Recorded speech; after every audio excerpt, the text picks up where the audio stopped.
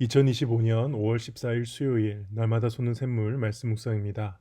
오늘은 하나님의 영혼 구원 사역에 자원하라 라는 말씀의 제목으로 창세기 6장 13절에서 7장 5절까지의 말씀 함께 묵상해 보겠습니다. 너는 고페르 나무로 너를 위하여 방주를 만들되 그 안에 칸들을 막고 역청을 그 안팎에 칠하라. 내가 만들 방주는 이러하니 그 길이는 300규빗, 너비는 50규빗, 높이는 30규빗이라. 거기에 창을 내되 위에서부터 한 규빗에 내고 그 문은 옆으로 내고 상중하 3층으로 할지니라. 내가 홍수를 땅에 일으켜 무릇 생명의 기운이 있는 모든 육체를 천하에서 멸절하리니 땅에 있는 것들이 다 죽으리라. 그러나 너와는 내가 내 언약을 세우리니 너는 내 아들들과 내 아내와 내 며느리들과 함께 그 방주로 들어가고 혈육 있는 모든 생물을 너는 각기 암수 한 쌍씩 방주로 이끌어들여 너와 함께 생명을 보존하게 하되 새가 그 종류대로 가축이 그 종류대로 땅에 기는 모든 것이 그 종류대로 각기 둘씩 내게로 나아오리니 그 생명을 보존하게 하라. 너는 먹을 모든 양식을 내게로 가져다가 저축하라. 이것이 너와 그들의 먹을 것이 되리라. 노아가 그와 같이 하여 하나님이 자기에게 명령하신 대로 다 준행하였더라. 여호와께서 모세에게 이르시되 너와 내 온 집은 방주로 들어가라. 이 세대에서 내가 내 앞에 의로움을 내가 보았음이니라.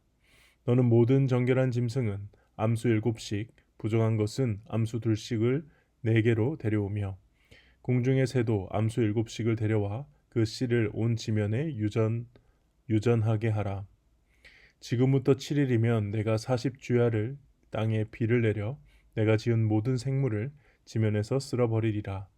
노아가 여호와께서 자기에게 명령하신 대로 다 준행하였더라. 아멘. 내용 관찰 1번입니다. 하나님께서는 노아에게 방주를 어떻게 만들라고 명령하십니까? 14절에서 16절까지 말씀 보면은 고페르 나무로 만들라고 하셨고요. 그 안에 칸들을 막고 역청을 안 밖으로 칠해서 물이 안으로 들어오지 못하게 이렇게 만들라고 하셨습니다. 이 방주라고 하는 것은 엄밀히 말하면 배가 아닙니다. 일종의 물에 띄워 놓을 수 있는 상자입니다. 그래서 모세를 그 나일강에 띄울 때 그 어린 아기 모세를 나일강에 띄울 때 만들었던 그 갈대 상자를 이 테바 방주라고 표현하고 있습니다.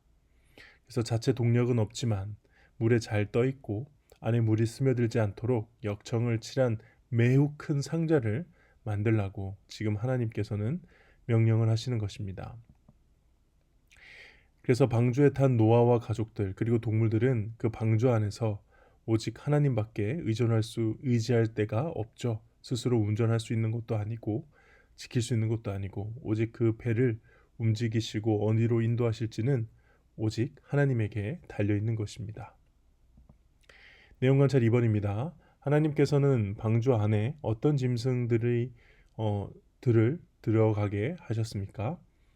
7장 2절에서 3절 보시면은 모든 정결한 짐승 암수 7, 그러니까 7쌍의 정결한 짐승과 그 외에 부정한 짐승들 암수 2씩을 다 데려다가 방주 안에 들어가게 하셨죠. 여기서 처음으로 정결한 것과 부정한 것에 대한 구별이 성경에 등장하고 있습니다. 이것은 하나님께 제사로 바치기에 합당한 짐승을 정결한 짐승이라고 봐야 되고요. 그렇지 않은 나머지 모든 짐승을 구별하는 겁니다. 그래서 후에 레위기에 나오는 거룩한 것과 부정한 짐승, 거룩한 짐승 이렇게 구별하는 것과는 조금은 다른 개념이에요. 그래서 원어로 봐도 부정이라는 원어를 쓰지 않고 정결한 짐승과 정결하지 않은 다른 모든 짐승들이라는 표현으로 쓰고 있습니다. 그래서 이거는 제사를 드리기 위해서 정결한 짐승을 구별한 거죠. 그래서 이런 제사를 드리기 위한 7쌍의 짐승들과 여유 있는 짐승들이죠. 더 많은 짐승들이죠. 그 외에 나머지 모든 2쌍씩 이렇게 방주에 태웠습니다.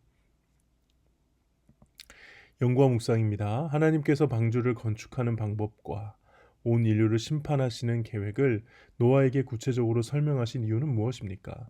저는 개인적으로 창세기 18장 17절 여호와께서 이르시되 내가 하려는 것을 아브라함에게 숨기겠느냐 하셨던 그 하나님의 말씀이 떠오릅니다. 일단은 우리 삶 가운데 하나님이 어떤 분이신지를 알려주시는 건데요. 우리 삶은 하나님이 세우신 자연 법칙과 섭리 하에서 지금도 여러 가지 일들이 일어나고 있죠. 근데 그러다가도 때로는 하나님께서 직접 개입하셔서 역사하시는 특별한 사건들이 종종 있습니다. 예를 들면 소돔과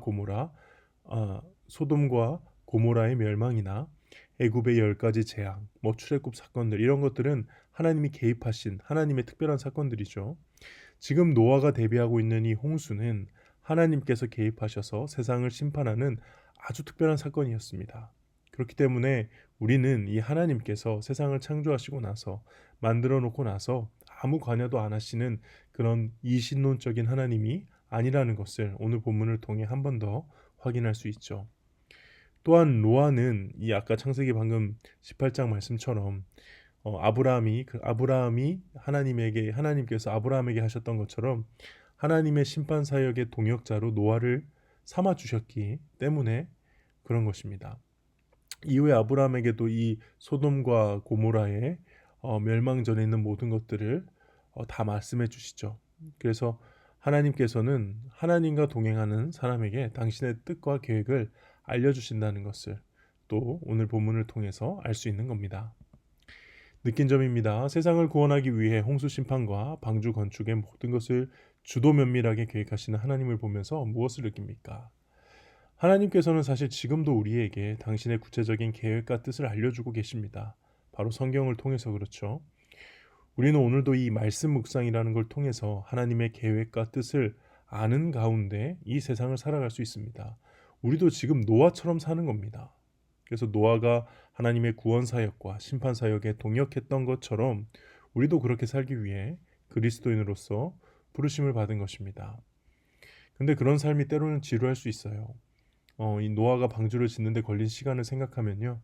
한 120년 된 것 같은데 노아가 방주를 짓는 동안 홍수가 날 조짐이 있었던 게 아니거든요. 그럼에도 불구하고 최선을 다해 하나님의 말씀대로 방주를 지어갔다는 것을 기억하면 우리의 사역도 우리의 하나님을 따라가는 삶도 일상에서 꾸준히 이 말씀대로 사는 것 이것은 지루할 수 있지만 그렇게 지루한 가운데 계속 말씀을 따라가는 이 삶이 매우 중요하다는 것을 다시 한번 새기게 됩니다. 결단과 적용입니다. 세상적으로 보면 이해가 안 되지만 하나님의 뜻이라 여겨 순종했던 적은 언제입니까? 오늘도 세상을 구원하기 위해 쉬지 않고 일하시는 하나님을 신뢰하며 영혼 구원 사역에 동참하기 위해 무엇을 실천하겠습니까? 교회나 동역자들에게 부당한 대우를 당했을 때 이제 하나님만 보면서 참았던 기억이 저에게는 꽤 많이 있습니다. 지금도 항상 그러고 있고요. 만약 제가 세상의 직장에서 일을 했다면 부당한 대우에 항의했을지도 모릅니다. 그러나 교회는 회사가 아니죠. 동역자들은 그냥 친구나 그런 같이 일하는 직장 동료가 아닙니다. 교회는 예수 그리스도가 머리가 되시는 곳입니다. 동역자는 좋은 사람이든 나쁜 사람이든 하나님이 나에게 보내주신 사람이죠. 그러므로 모든 것을 예수님께 맡기고 내가 할 수 있는 최선을 다해 순종할 뿐입니다. 이런 마음으로 지금까지 사역하고 있었고 또 이런 마음을 잘 지키며 사역하는 것이 결국 하나님의 영혼 구원 사역에 동참하는 일이 아닐까 그렇게 생각을 합니다. 네, 기도하겠습니다. 하나님 아버지, 하나님께서 살아계셔서 노아를 구원의 동역자로 심판의 동역자로 불러주시고 인도하셨듯이 저 역시 그러한 삶으로 부르심을 받았다는 것을 다시 한번 깨닫게 하시니 감사합니다. 하나님 오늘 하루를 살아갈 때 하나님을 바라보며 지루한 일상 가운데서도 꾸준히 하나님의 말씀에 순종하는 삶을 따라가는 삶을 살 수 있도록 인도하여 주시옵소서. 감사드리며 예수님의 이름으로 기도합니다. 아멘.